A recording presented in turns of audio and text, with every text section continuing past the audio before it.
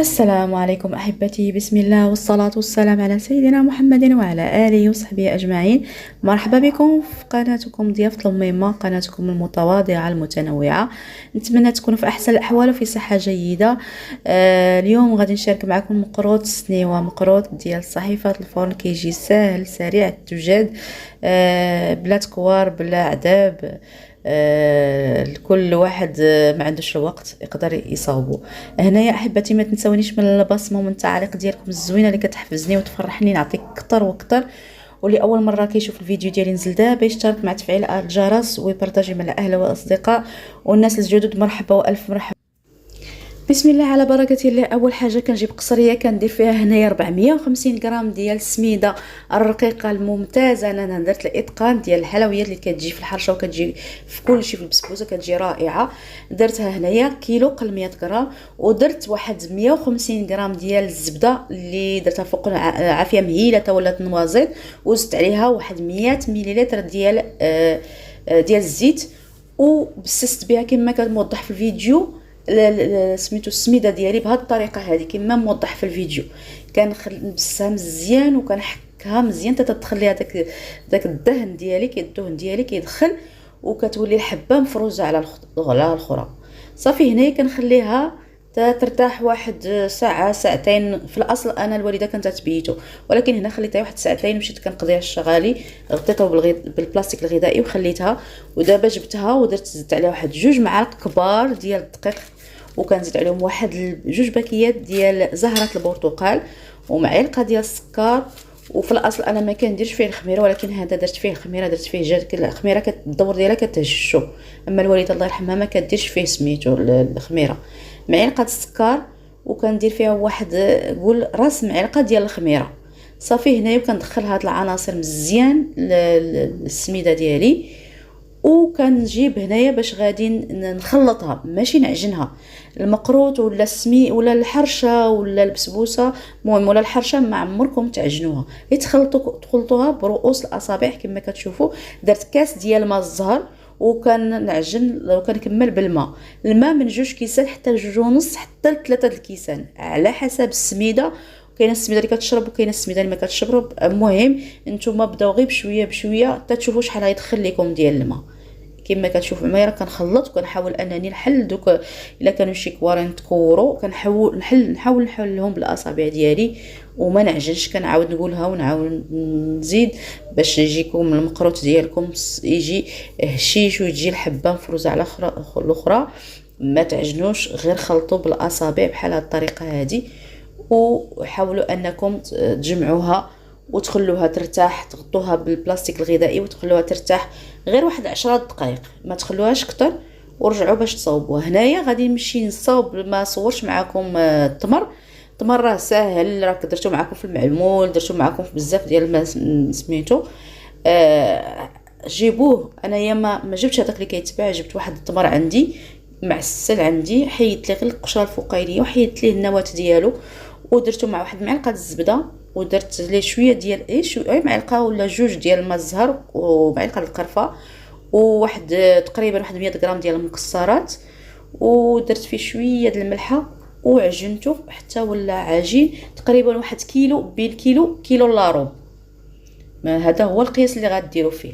صافي هنايا مني كنقاد العجين الخليط ديال السبيده ديالي كنشدو، كنغطوه بالبلاستيك الغذائي وكنخليه يرتاح واحد 10 دقائق.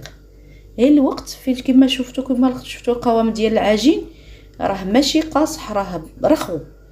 غنخليه غير 10 دقائق بيد ما نوجد الطاوه ديالي. نجيبها هاني الطاوه هذه عندي فيها 42 تقريبا على 32، وكنجيب ورق الطهي كنجيبو نديرو نقدو نقطعو على قد الطاوه ديالي، على القياس ديال صحيفه الفرن ديالي كنقطعو ونحطوه. هنايا العجين ديالي كنقسمو، نحاول ما امكن لما قدرتوش تقسمو على 2 مقادين، على 2 القياس مقادين، حاولوا توزنوه بنفس القياس.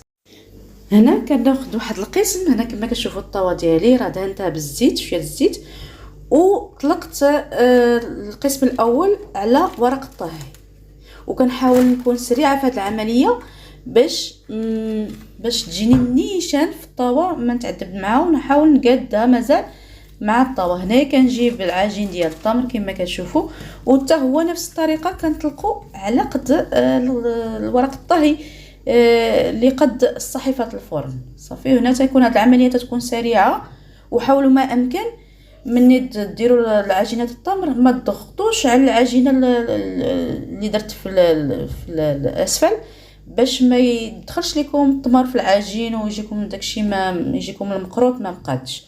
حاولوا تكونوا عمليه سريعه. داكشي علاش حنا طلقنا على قد ورق الطهي قد صحيفه الفرن باش يجينا القياس هو هذاك كما تشوفوا هذه العمليه. وحاولوا امكن ما امكن تاخذوا عود الشواء وتحاولوا تقبوا حيت كيكون الهواء بيناتهم كيكون سميتو باش باش يلصق مع العجين التحتاني. صافي هنايا مني سميتو كنجيدو ناخذوا القسم الثاني وكنديروا نفس الطريقه وكنطلقوه على وكنديروه على عجين التمر. بهذه الطريقه هذه كتكون عمليه خفيفه دغيا.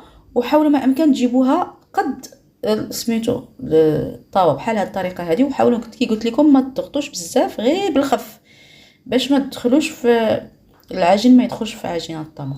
صافي هنايا كنقاد السطح ديال العجين ديالها غير بالخف. وكنجيب هنايا جبت هنايا واحد المسطره سرقتها لبنتي، كانت عندي واحد المسطره ولكن ما عرفت فين مشات، قلبت عليها ما لقيتهاش. وكندير هنايا نطراسي سميتو المقروط ديالي كامل بهذه الطريقه هذه حتى نكمل سميتو الطراساج ديالي. هنا تقدروا ديروهم مربعات كما تقدروا ديروهم على شكل مايلين معينات. انا هنا درتهم معينات طراسيتهم بحال هكا. عاد غادي نمشي نجيب النقاش باش غنقشهم. هنايا النقاش تقدروا نقشوا النقش اللي بغيتو، ديروا الزواق اللي بغيتو واللي كترتاحوا ليه.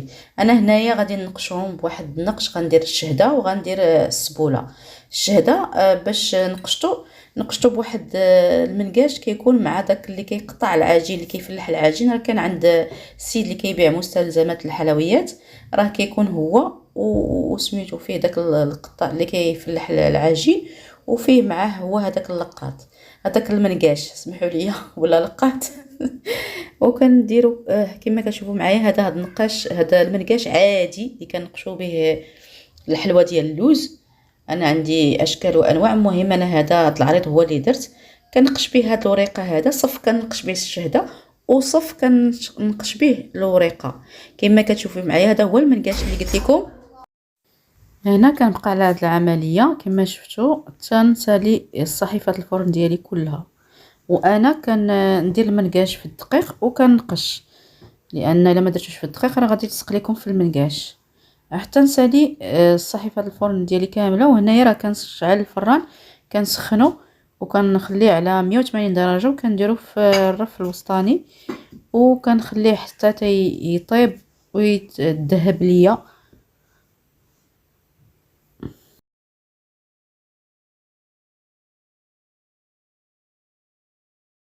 هنا ملي كنسالي الصحيفات الفرن ديالي كلها في النقيش ديالها كنحاول انني نعاود نديرها بالموس، نعاود نقطعها بالموس وكندير نزوق باللوزه في راس كل سبوله. صافي هنا كندخلها الفران حتى طيب. كنعطيها الوقت ديالها كندير 180 درجه وكنخليها تطيب على خاطرها. صافي ومني كطيب كنخرجها وكندير لها العسل كما موضح في الفيديو. وهاد العسل كنخليها الا طيبتها في الصباح نخليها حتى العشيه، طيبتها في العشيه نخليها حتى الغد ليه حتى تشرب ليا سميتو المقروط العسل. احبتي وصلنا لنهايه الفيديو. نتمنى هذا الفيديو يعجبكم ويفيدكم. ما تنسونيش احبتي من البصمه والتعليق ديالكم الزوينه اللي كتحفزني وتفرحني نعطيك اكثر واكثر. والى فيديو قادم بحول الله ان شاء الله.